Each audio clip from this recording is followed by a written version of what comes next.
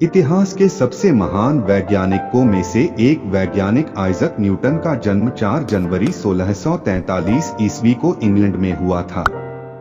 उनके पिताजी का नाम आइजक न्यूटन था। उनके जन्म से 3 महीने पूर्व ही उनके पिता की मृत्यु हो गया। जब न्यूटन 3 साल के थे तब उनकी मां ने दूसरी शादी कर ली। न्यूटन अपने मां के साथ नहीं रहते थे, वो अपने नानी के साथ रहते थे।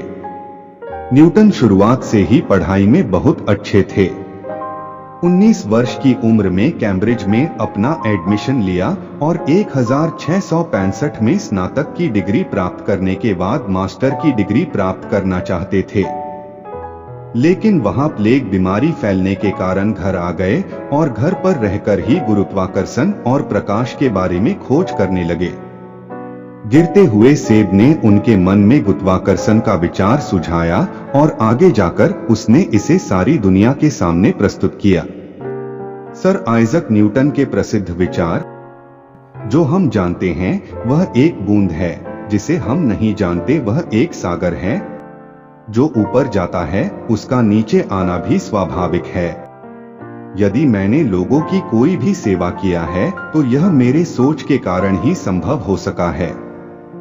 कोई भी खोज बिना साहसिक निर्णय के बिना असंभव है।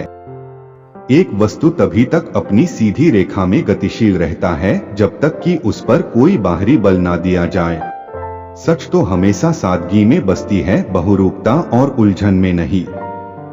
मेरे लिए सांसारिक सम्मान या गौरव कभी भी विज्ञान के क्षेत्र में प्रगति से अधिक नहीं रहा है।